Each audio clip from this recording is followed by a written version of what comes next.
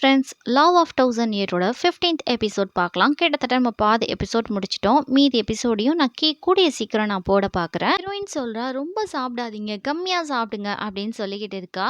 அதுக்கப்புறம் ஹீரோ சொல்கிறான், ஒரு வழியாக எனக்கு இதே மாதிரி லைஃப் லாங் ஃபுல்லாக நீ இது மாதிரி சமைச்சு கொடுப்பியா அப்படின்னு சொல்லிட்டு இருக்கையில், சரி வாங்க குடிக்கலாம் அப்படின்னு சொல்லிட்டு ஹீரோயின் ரொம்ப குடிச்சிட்டு இருக்கையில், கடைசியாக எனக்கு பிடிச்ச பொண்ணு அவளுக்கு நான் பிடிச்சிருக்கேன்றது எனக்கு நல்லா தெரிஞ்சிடுச்சு அப்படின்ற மாதிரி இங்கே ஹீரோ சொல்லிக்கிட்டு இருக்கான். ஹீரோயினுக்கும் அவனை பிடிச்சிருக்குன்னு சொல்லிட்டு இவ மனசுல நினைக்கிறா, நீ தப்பா நினைச்சிட்டு இருக்க சொல்றா, நீ உன் வாழ்க்கை முழுக்க வந்து சந்தோஷமா இருக்கணும், இதுதான் என்னோட ஆசை அப்படின்னு சொல்லல. சரி அப்படின்ற மாதிரி ஹீரோயின் சிரிக்கிறா. அதோட நம்ம ஹீரோ மயக்கம் போட்டு விழுந்துறான். ஏன்னா சாப்பாடுல மயக்க மருந்து கலந்து வச்சிருக்கா.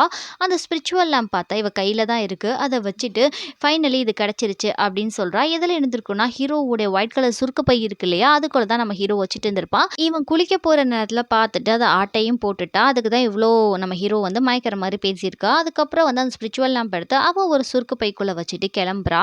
அப்போ ஹீரோவை பார்த்து ரொம்பவே மனசு வருத்தப்படுறா. அப்போ வந்து ஹீரோக்காக வந்து ஒரு காகித பொம்மையை வச்சுட்டு, இதை மாதிரி நீ கண்டிப்பாக அவரை வந்து பார்த்துக்கணும், அவரை நீ தான் ஜாக்கிரதையாக பார்த்துக்கணும், அவருக்கு ஏதாவது ஒன்று நீ ஹெல்ப் பண்ணு அப்படின்ற மாதிரி ஒரு காகித பொம்மையை எடுத்து போடுறா. அதுவும் உயிர் வந்து அப்படி டான்ஸ் ஆடிட்டு இருக்கு. நான் பார்த்துக்கிறேன், நீ ஒன்றும் கவலைப்படாத அப்படின்னு சொல்லிட்டு இங்கே ஹீரோயின் பக்கத்தில் போய், நீ ஒன்றும் கவலைப்படாதீங்க, நீங்கள் வந்து கொஞ்ச நாளைக்கு தூங்குவீங்க, அதுக்கப்புறம் கண் முழிச்சிடுவீங்க, நான் உங்கள் பக்கத்தில் இருக்க மாட்டேன் அப்படின்னு சொல்லிட்டு ஹீரோ வந்து நெத்தியில் கிஸ் பண்ணிவிட்டு அப்படியே வந்து கண்ணெல்லாம் அவளுக்கு கலங்கிடுது. இதை மாதிரி வந்து நீங்கள் எப்பயுமே நினச்சி கவலைப்படாதீங்க, நான் பத்திரமாவே இருந்துக்கிறேன் அப்படின்னு சொல்லிட்டு நம்ம அம்மனோட சமாதிக்கு தான் போய் நிற்கிறா. ஏன்னா அம்மன் கிட்ட சொல்லியிருப்பா இல்லையா, நான் வாரேன்னு சொல்லிட்டு அங்கே போய் நின்றுட்டு ஸ்பிரிச்சுவல் லேம்பை எடுத்து பார்க்குறா. அப்போ அவங்க மாஸ்டர் சொன்னதெல்லாம் அவளுக்கு ஞாபகம் வருது. இந்த உலகத்தில் வந்து இது பேர் வந்து ஸ்பிரிச்சுவல் லேம்ப்னு சொல்லுவாங்க. ஆனால் நீ என்ன பண்ணணும்னா, டீமன்ட்டோட பவர் மட்டும்தான் இது காண்டாக்ட் பண்ணும், வேறு எந்த பவரையும் காண்டாக்ட் பண்ணாது. இதை நீ எடுத்துகிட்டு வந்தோடனே என்ன பண்ணணும்னா, இங்கே எடுத்துகிட்டு வந்துட்டு இங்கே நிறைய டீமன்ஸ் இருக்குது, அதை பிடிச்சிக்கோ. இதுலேருந்து வெளிச்சம் வரணும்னா முதல்ல நீ வந்து இதோட பிளட் கனெக்ஷன் பண்ணணும், உன் ரத்தத்தை வந்து அதில் கொடுக்கணும் அப்படின்னு சொல்லிக்கிட்டு இருக்காங்க. கடைசியா இதுக்காக நீ வந்து உன்னோட உயிரும் லாஸ்ட்டாக நீ கொடுக்குற மாதிரி இருக்கும் அப்படின்றத அவர் சொல்லியிருப்பாரு. இந்த ஒளியில் வந்து உன் உயிரும் கரைஞ்சு போயிடும்னு சொல்லிட்டு, அதுக்கப்புறம் நீ இந்த உலகத்துக்கு உயிரோடையே வர முடியாது அப்படின்னு இதெல்லாம் தெரிஞ்சுதான் நம்ம ஹீரோயின் என்ன பண்ணுறாங்கன்னா, அந்த லேம்புக்கு மேலே ஒரு கத்தி மாதிரி இருக்குது, அந்த முனையை வச்சு அவங்க கையை அறுக்குறாங்க. அறுக்கவுமே அது ரொம்ப வந்து பிரகாசமாகுது அந்த லைட்டு. அந்த பிளட்டை எடுத்து என்ன பண்ணுறாங்கன்னா, அதோட தலைமையில் வைக்க போகிறாங்க. அதுக்கு முன்னாடி அவங்க ஃப்ளாஷ்பேக் மொத்தத்தையுமே யோசிச்சு பார்க்குறாங்க. கண்டிப்பாக வந்து இந்த வெளிச்சத்தை வச்சு நான் கண்டிப்பாக என் எனிமீஸான எல்லாருமே அழிப்புவேன். இதுக்கு வந்து 3 எனிமியை வந்து கொல்லணுமா, அப்போ தான் இந்த ஸ்பிரிச்சுவல் லேம்போட பவர் வந்து இதாகும். அதுக்கப்புறம் வந்து நம்ம ஹீரோயின் அவளோட ரத்தத்தை ஃபஸ்ட்டு கொடுக்குறா. அந்த கொடுத்து அந்த லைட்டோட கனெக்ஷன் அவள் வந்து ஏற்படுத்திக்கிறா. அதுக்கப்புறம் இந்த லைட்லேருந்து கொஞ்சம் கொஞ்சமாக புகை வருது. அதுக்கப்புறம் அது பிரகாசமாக எரியுது, அப்படியே ஓப்பன் ஆகுது. ஹீரோயினுக்கும் ஸ்பிரிச்சுவல் லேம்புக்கும் கனெக்ஷன் வந்துருச்சு. அதுக்கப்புறம் அங்கே பயங்கரமாக காத்தடிக்குது, மின்னல் வெட்டுது. அந்த இடத்துல மிகப்பெரிய ஒரு பூகம்பம் மாதிரி ஏற்படுது. இது வந்து 4வதா 3 எனிமீஸை கொண்டுட்டு 4வதா நம்ம ஹீரோயின் வந்து இந்த வெளிச்சத்தில் அழிஞ்சு போயிடுவா. அதில் வந்து நம்ம ஜியாங் அப்பா, அதுக்கப்புறம் நம்மளோட ஆதி, இன்னொருத்தவங்க 3 பேரை அவள் கொல்லணும்னு பிளான் பண்ணியிருக்கா. உங்கள் எல்லாரையும் நான் கொல்லாமல் விட மாட்டேன் அப்படின்னு சொல்லிட்டு இருக்கையில், இங்கே வந்து மே தான் உள்ளக்க வரான். ஹீரோ படுத்துட்டு இருக்கான். செத்துட்டானா உயிரோடு இருக்கானான்னு சொல்லி பார்த்துட்டு இருக்கையில் அந்த பொம்மை வந்து பேசிகிட்டு இருக்கு. இது என்னடா பொம்மைன்னு சொல்லிட்டு கையை பிடிச்சி அது வாயில் வைக்கிறான் கையை. அதை பயங்கரமாக கடிக்குது. அவனுக்கு வலிக்குது போல இருக்குது. பயங்கரமாக கத்திட்டு இருக்கான். அப்புறம் ஹீரோ பக்கத்தில் போகிறான். என்னடா இது இப்படி படுத்திருக்கான்னு போனால் ஒரே நாத்தம், சி என்ன கருமுடா, செத்துக்கிட்டு தொலைச்சிட்டானா, இப்படி நாறுது அப்படின்னு சொல்லிட்டு இங்கே மே நினச்சிட்டு இருக்கையில் நம்ம ஹீரோயின் என்ன பண்ணுறான்னா, அம்மனோட சமாதி கீழே எதையோ நோண்டி எடுத்துட்டு இருக்கா. ஒரு வில்லு தான். அதை எடுத்து வந்து டீமன்ஸ் எங்கேயும் இருக்கான்னு குறிப்பாத்துட்டே இருக்கையில் பின்னாடி ஒரு பொண்ணு வரா. வந்துட்டு அக்கான்னு சொல்லி கூப்பிட்றா, குன்ச்வான் சிஸ்டர்னு. இவ திரும்பி பார்க்கையில், என்னை கொன்றாதீங்க, நான் ஒரு செடி, இவ ஒரு செடி போல இருக்கு, இதை உங்களோட மாஸ்டர் தான் வந்து அனுப்பி வச்சிருக்காங்களாம், நீயா, உன்னை பார்த்து எவ்வளோ நாள் ஆச்சு அப்படின்ற மாதிரி ஹீரோயின் பேசுகிறா. இது மாதிரி வந்து நான் வந்து இந்த பேம்போ ஃபாரஸ்ட்டில் தான் நாங்கள் இருக்கோம். பேம்போ ஃபாரஸ்ட்டில் வந்து ஜியாங் அப்பா வந்து உள்ளே வந்துட்டாரு. அங்கே வந்து எங்களுக்கு அடைக்கலம் இல்லாமல் போயிடுச்சு. எங்கள் நாட்டு மக்களை துரத்தி துரத்தி அடிக்கிறாங்க, அவங்களெல்லாம் கைது பண்ணுறாங்க. நாங்கள் வந்து அகதிகளாக ஓடிட்டுருக்கோம். நான் ஸ்பீடாக ஓடுவேன்னு தெரியும் இல்லைக்கா, அதுக்காக தான் உங்களை பார்க்கறதுக்காக இங்கே வந்தேன். சரி விடு, ஜியாங் அப்பா தானே அபகரிச்சிருக்காரு, அவரை தான் நான் தேடிட்டு இருக்கேன். நீ நல்ல பொண்ணு இல்லையா, நீ ஒன்றும் வருத்தப்பட வேணாம், நீ வந்து பார்த்து இருந்துக்கோ. கண்டிப்பாக உன்னுடைய மூங்கில் காட்டை நான் திருப்பி உங்ககிட்டயே கொடுப்பேன். நான் உங்களுக்காக போராடுவேன். அதுக்கு முன்னாடி எனக்கு ஒரு நீ ஃபேவர் பண்ணணும் அப்படின்ற மாதிரி சொல்லிட்டு, என் ஃப்ரெண்டு ஒருத்தவங்க அடிபட்டு ஒரு ரூமில் இருக்காங்க பக்கத்து ஊரில், அவங்கள போய் நீ பார்த்துக்கோ நல்லபடியா அப்படின்னு சொல்லல. உங்கள் ஃப்ரெண்டு என் ஃப்ரெண்டும் தான்க்கா, நான் போய் பார்த்துக்கிறேன், ஒன்றும் பிரச்சனை கிடையாது அப்படின்னு சொல்லிட்டு இவ போகையில், நான் இப்பயே போகிறேன் அந்த பேம்போ ஃபாரஸ்ட்டுக்கு அப்படின்னு ஹீரோயின் நினச்சிட்டு இருக்கையில் அங்கே ஒரு டீமேன் வருது. நம்ம ஹீரோயின் வந்து அந்த மந்திர அம்பை வச்சு விடுறா. விட்டோனே அது கீழ அடிச்சு அப்படியே விழுந்துடுது. அதோட உயிர் கொஞ்சம் கொஞ்சமா கரைஞ்சு நம்ம ஹீரோயின் கைக்கு வருது. அவ கைக்கு வந்தோனே வந்து டைரக்ட்டா வந்து அந்த மந்திர விளக்குக்குள்ள போயிடுது. வந்து குன்ச்வான் அப்படின்னு சொல்லிட்டு பதறிக்கிட்டு எந்திரிக்கிறா. நான் எங்க இருக்கேன்? குன்ச்வான் எங்க? அப்படின்னு சொல்லையில, நீ 3 நாளா தூங்கிட்டு இருக்க. அத முதல்ல யோசிச்சியா? எதுக்காக நான் இங்க இருக்கேன் அப்படின்னு சொல்றான். அதுக்கப்புறம் வந்து நீ எனக்கு தேங்க்ஸ் தான் சொல்லணும். ஏன்னா உன் பொணத்த எடுத்துட்டு போறது கூட ஆள் கிடையாது. அந்த மாரி நீ கடந்த தெரியுமா? அப்படின்ற மாரி சொல்றாரு. அதுக்கப்புறம் அந்த பொண்ண பத்தி மட்டும் பேசாத. அது ரொம்ப கெட்ட பொண்ணு. உன்ன எந்த நிலைமையில வச்சுட்டு போயிருக்கா தெரியுமா? சாப்பாட்ல உனக்கு ட்ரக்ஸ கலந்து வச்சுட்டு போயிருக்கா. அந்த சாப்பாட்ட நான் பார்த்தேன். அத பார்த்தோனயுமே எனக்கு தெரிஞ்சு போச்சு. அப்படின்னு சொல்லிட்டு மந்திர விளக்க பார்க்குறேன். மந்திர விளக்க காணோம். ஆட்டைய போட்டா அப்படின்றது ஹீரோக்கு நல்லா தெரிஞ்சுட்டு ரொம்ப கெட்டது நடக்க போகுது அப்படின்னு ரொம்ப பதறான். பயப்படாதப்பா. அந்த பொண்ணு வந்து உனக்காக ஒரு சின்ன ஒரு பொம்மைய வந்து பார்த்துக்க சொல்லிட்டு விட்டுட்டு தான் போயிருக்கா. அந்த பொண்ணு மேல கோவம்லாம் படாத அப்படின்ற மாரி சொல்லிக்கிட்டு இருக்காரு. அதுக்கப்புறம் வந்து இங்க ஹீரோ யோசிச்சு பார்க்குறான். அவனுக்கு தான் மந்திர விளக்கோட வந்து கான்டாக்ட் இருக்கு இல்லையா? அவன் மந்திர விளக்கு தானே. அந்த விளக்குல வந்து ஹீரோயின் கான்டாக்ட் பண்ண மாரி அவனுக்கு தோணுது. அப்படியே வந்து விஷுவலா வருது. அவ பிளட்ட குடுத்துட்ட மாரி, அந்த விளக்கு வந்து விரிஞ்சிட்ட மாரி, அந்த வந்து புயல் காத்தெல்லாம் அடிச்சது எல்லாமே ஹீரோவுக்கு வந்து விஷுவலா தெரியுது. அதுக்கப்புறம் இவன் சொல்றான், "மந்திர விளக்கோட கான்டாக்ட் ஏற்படுத்திட்டா நம்ம ஹீரோயின்" அப்படின்னு சொல்லையில, இங்க லார்ட்மே ரொம்ப பதர்றாரு. "என்ன சொல்ற?" அப்படின்னு கேட்கையில, "நான் இப்பயே போய் அவள தேடணும்" அப்படின்னு சொல்லிட்டு உடனே ஹீரோ கிளம்புறான். அவனால போகக்கூட முடியல. ரொம்ப போதையா இருக்கு போல இருக்கு. "இப்ப நீ வேண்டிய இவ்வளோ அவசரமா வேண்டிய அவசியம் கிடையாது. உனக்கு தெரியும் இல்லையா? இன்னும் போக போக அவ கான்டாக்ட் ஏற்படுத்தினா என்ன நடக்கும்ன்றது உனக்கு தெரியாதா?" அப்படின்னு கேட்கையில, "எப்பா நீ கொஞ்ச நேரம் இருப்பா. அவ்வளோ பெரிய விஷயம் கிடையாது. அந்த மந்திர விளக்குல வந்து 3 பவர்ஃபுல்லான டீமன அதுக்குள்ள அடைக்கணும். அந்த பவர்ஃபுல்லான டீமன்ட்ட வந்து தேடி கண்டுபிடிக்கிறது அவ்வளோ கஷ்டம் அவளுக்கு. உனக்கு தெரியாதா? ஃபர்ஸ்ட்டு அது பண்ணா தானப்பா அவ சாகுவா. அதுக்கு முன்னாடி அவ சாக மாட்டா. இப்போ ஒண்ணும் உனக்கு அர்ஜென்ட் கிடையாது. நீ ஏன் அவ மேல அக்கறைப்படுற? போனா போய் தொலையட்டும். எப்ப பாரு ரிவெஞ்ச் ஓடிக்கிட்டு இருக்கா. நிம்மதியான வாழ்க்கைய வாழ்ந்து தொலைய வேண்டியதானே. எதுக்காக வந்து அவ இப்படி மாரி கஷ்டத்த தேடிக்கிட்டு இருக்கான்னு எனக்கு ஒண்ணும் புரியல. இவளால அந்த மந்திர லேம்ப ஹேண்டில் பண்ண முடியாது. அதுக்கப்புறம் நம்ம போய் எடுத்துட்டு வந்துரலாம்" அப்படின்னு வந்து மே சொல்லையில, "இத மாரி அவளோட மைண்ட நான் எத்தனோ தடவ சேஞ்ச் பண்ண பார்த்தேன். ஆனா அவ சேஞ்ச் ஆகவே மாட்டேங்கிறா. சரி அவளுக்கு என்ன தோணுதோ பண்ணி தொலையட்டும்" அப்படின்னு சொல்லிட்டு இருக்கையில, "இத மாரி கொஞ்ச நாளாவே நைட்ல டீமன்ஸ் அதிகமா உலாவுது உனக்கு தெரியுமா?" அப்படின்னு கேட்கையில, "ஆமா, ஆமா எனக்கு நல்லா தெரியும். மிட் நைட்ல உலாவுது. எனக்காக தான் அது உலாவுது" அப்படின்ற மாரி இங்க ஹீரோ சொல்லையில, மே ஆச்சரியப்படுறாரு. "எவ்வளோ டீமன்ஸ் தேடிட்டு இருக்கு தெரியுமா? எதுக்காக அவ்ளோ டீமன்ஸ் உன்னைய தேடுது?" அப்படின்னு சொல்லி கேட்கையில, "என்னோட 2 முத்திரை இருக்கு இல்லையா? அதோட வேகம் தான் அத இழுத்துட்டு வருது இப்படி" அப்படின்ற மாரி இங்க ஹீரோ சொல்றான். "சரி விடுப்பா.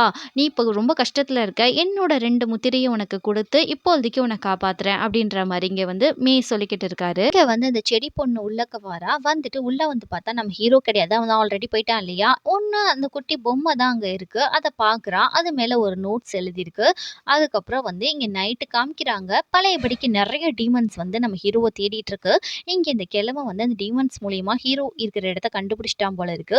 அவனுக்கு திடுதிப்புன்னு வந்து ஏதோ ஒரு டிஸ்கனெக்ட் ஆகுது. அப்ப வந்து ஆதி கேட்குறான், "என்ன ஆச்சுன்னு?" கேட்கையில, இந்த வயசான ஆள் சொல்றாரு, "ஹீரோவுடைய முத்திரை வந்து திடுதிப்புன்னு காணாம போயிடுச்சு. தற்சமயத்துக்கு ஏதோ ஒரு முத்திரை வந்திருக்கு" அப்படின்னு சொல்லையில, "கிட்டத்தட்ட அவன் இருக்கிற இடம் நம்மளுக்கு தெரியும் இல்லையா? அந்த முத்திரைய வச்சு நம்ம கண்டுபிடிச்சிட்டோம்ல" அப்படின்னு கேட்கையில, "ஆமா. இருந்தாலும் இப்ப டெம்பரவரியா அவனுக்கு யாரோ 2 முத்திரை குடுத்துருக்காங்க. அதனால அவன் எங்க இருக்கான்றத நம்மளால கண்டுபிடிக்க முடியல" அப்படின்ற மாரி இந்த வயசான ஆள் வந்து சொல்லிட்டு இருக்காரு. அப்பன்னா வந்து ஸ்பிரிச்சுவல் லேம்ப் எங்க போச்சு? அப்படின்ற மாரி இந்த கிழவன் ஆச்சரியப்படுறாரு. ஏங்க வந்து அவங்க அப்பா கூப்பிடுறாப்ல, அவர் ஏதோ கவிதை எழுதியிருக்காராம் படிக்கிறதுக்கு. இங்க ஹீரோயின் வந்து அவங்க மாஸ்டர் வந்து பயிற்சி குடுத்தார் இல்லையா? லியோ நாடு அழிஞ்சதுக்கு அப்புறம் ஹீரோயின கூட்டிட்டு அவங்க மாஸ்டர் இங்க தான் வந்திருப்பாப்ல. ஹீரோயினுக்கு எல்லா விதமான கலைகளும் இங்க தான் கத்துக் குடுத்திருப்பாரு. ஹீரோயின் வந்து எல்லாத்தையுமே ரீகால் பண்ணிக்கிட்டே இருக்கா. "இப்படி அம்ப பிடிக்கக்கூடாதும்மா. கைய ஆட்டாம விடணும்" அப்படின்ற மாரி சொல்லிக் குடுத்துட்டு, "யான் யான் வந்துட்டியா? வாம்மா 2 பேரும் உட்காந்து சாப்பிடலாம்" அப்படின்னு சொல்றையில, "இதோ வந்துட்டேன் மாஸ்டர். உங்கள நான் எவ்ளோ மிஸ் பண்ணேன் தெரியுமா என் லைஃப்ல" அப்படின்ற மாரி இவ சொல்றா. அங்க பார்த்தா மாஸ்டர் கிடையாது. அவரு வந்து எங்க போனாருன்னு தெரியல. "இனிமே நான் உன் கூட இருக்க முடியாதும்மா" அப்படின்ற மாரி சொல்றாரு. "நீங்களே இப்படி சொன்னா எப்படி? நீங்க ஒரு ஆள் தான் என் கூட இருக்கீங்க. என்னை விட்டு எல்லாருமே போயிட்டாங்க. இப்ப நீங்களும் என்னை விட்டு போணும்னு சொல்றீங்களே, எதுக்காக இப்படி சொல்றீங்க?" அப்படின்ற மாரி சொல்லையில, "உன்னை நீ ஏன் பார்த்துக்கோமான்றது தான் இவர் சொல்றாங்க. இந்த இடத்துல இவருக்கு என்ன ஆச்சுன்றத வந்து காமிக்கல. "உன்னோட நோக்கம் என்னவோ, அத வந்து நீ பூர்த்தி பண்ணுமா" அப்படின்ற மாரி சொல்றாப்ல. ஊருக்குள்ள ஃபுல்லா சொல்லிக்கிறாங்க. நம்ம ஜியாங் தான் வந்து மிகப்பெரிய ஒரு கலைஞர் என்று சொல்லிட்டு.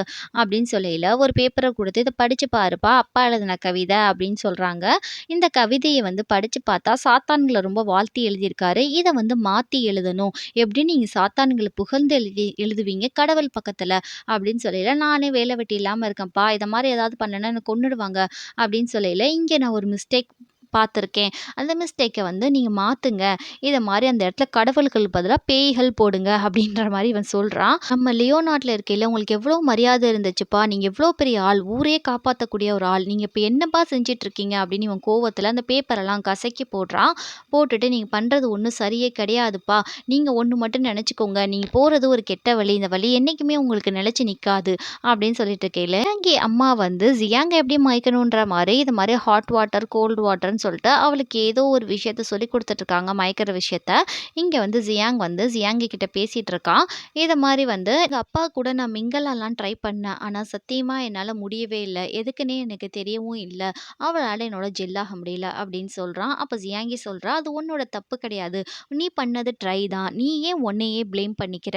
நீ ரொம்ப நல்லவன் தெரியுமா?" அப்படின்ற மாரி இங்க ஜியாங்கி வந்து ஆறுதலா பேசிட்டு இருக்கா. "சரி வாயேன் நம்ம கொஞ்சம் ஊர் சுத்தி பார்க்க போலாம்." அப்படின்ற மாரி ஜியாங்கி கூப்பிடையில, நான் ஜியாங்கியே சொல்றா, "நீ வரமாட்ட" அப்படின்னு சொல்லிட்டு, "ஆமா நான் வரமாட்டேன். நீ போயிட்டு வா." அப்படின்ற மாரி இவன் சொல்லிட்டு கிளம்புறான். "சரி நீ போ. நான் வந்து குவானுன்ற ஒருத்தவங்க என்னை கூப்பிட்டுருக்காங்க டூருக்கு. நான் அவங்களோட போய் இந்த ஊர சுத்தி பார்க்க போறேன்." அப்படின்ற மாரி சொல்றையில, "சரி நீ போயிட்டு வா. வேணா நான் வேணா உனக்கு வண்டி வேணா அரேஞ்ச் பண்ணவா?" அப்படின்ற மாரி இங்க ஜியாங் கேட்குறான். இவன்லாம் என்ன மக்கு மரமண்டன்னு சொல்லி தெரியலையேன்னு இங்க ஜியாங்கி நினைச்சிட்டு இருக்கையில, அந்த ஊர சுத்தி பார்த்துட்டு வா ஜாலியா அப்படின்னு சொல்லிட்டு போறான். இவன லவ் பண்ணதுக்கே எனக்கு இன்னமும் தேவை வாட்டர், ஹாட் வாட்டர்ன்னு சொல்லிட்டு எங்க அம்மா காண்டேத்திட்டு இருக்காங்க அப்படின்னு சொல்லிட்டு இருக்கையில, ஜூ வராப்ல ஜியாங்கி இளவரசி அப்படின்ற மாரி சொல்றாரு. "உன்கிட்ட நான் கொஞ்சம் பேசணுமா?" அப்படின்னு சொல்லையில, "வாங்க அங்கிள் உட்காருங்க. நம்ம பேசலாம்." அப்படின்னு சொல்லையில, "என் பையன் வந்து அதிகமா வந்து உனக்கு தாம்மா அவன பத்தி தெரியும். நீ நல்லா படிச்ச பொண்ணும் கூட. நீ ரொம்ப நல்ல பொண்ணு. என் பையனுக்கு சில அறிவுரைலாம் நீ சொல்லுமா. நீ சொன்னா கண்டிப்பா அவன் ஏத்துக்கிருவான். எனக்கு நல்லாவே தெரியும்."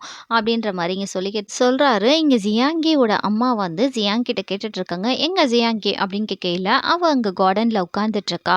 அப்படின்ற மாரி இவன் சொல்றான். அங்க உட்கார்ந்து அங்க பூக்கள் எல்லாம் வேடிக்கை பார்த்துக்கிட்டு இருக்கா அப்படின்னு சொல்லையில, இவங்க சொல்றாங்க, "ஜியாங்கி பத்தி நீ என்ன நினைக்கிற? இருக்கிற எல்லாரையும் விட எனக்கு உன்னைய தான் ரொம்பவே பிடிக்கும் தெரியுமா? நீ அவ்ளோ ஹேண்ட்ஸமா இருப்ப. ஜியாங்கி பத்தி உன் மனசுக்குள்ள என்னென்ன தாட்ஸ் எதுவும் இருக்கா? எனக்கு சொல்லு." அப்படின்னு சொல்றாங்க. இங்க வந்து ஹீரோயின் வந்து அங்க அம்பு விட்டு பயிற்சி பண்ணிட்டு இருக்கா. அப்ப வந்து கரெக்ட்டா அந்த செடி பொண்ணு சொல்லுது, "இது மாரி அங்க யாருமே இல்ல தெரியுமா? அங்க எல்லாரும் போயிட்டாங்க. இந்த நோட்ஸ் மட்டும் அவங்க எழுதி வச்சுட்டு போனாங்க." அப்படின்னு சொல்லையில, அங்க ஏதோ எழுதியிருக்கு.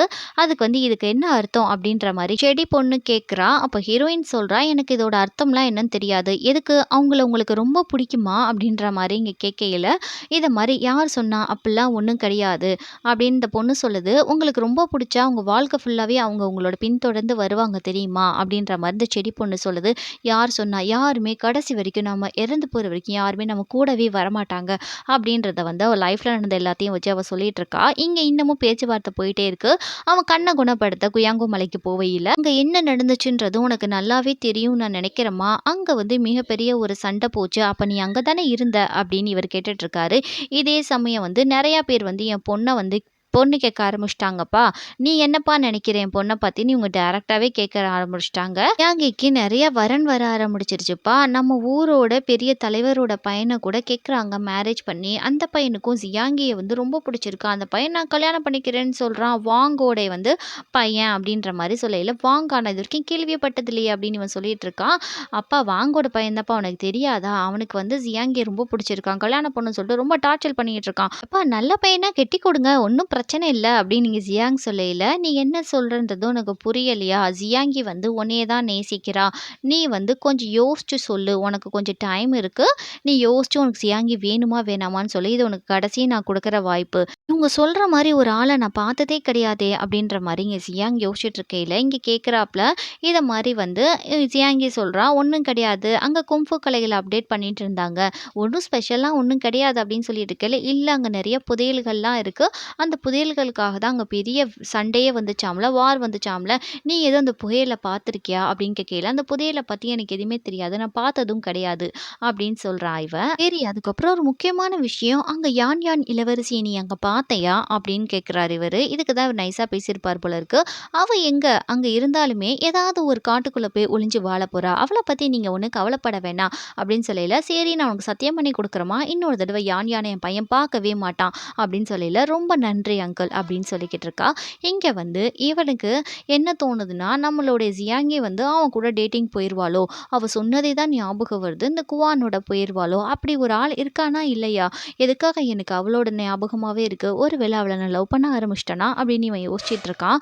இங்கே ஹீரோ நினைக்கிறான், ஸ்பிரிச்சுவல் லேம்ப் உன்கிட்ட இருந்தால் கூட உன்னால் சரியாக கூட தூங்க முடியல பாரு அப்படின்னு ஹீரோ நினச்சிட்டு இருக்கான். ஏன்னா ஹீரோயின் வந்து எப்படி இருக்கான்றது அவனுக்கு தெரியுது போல.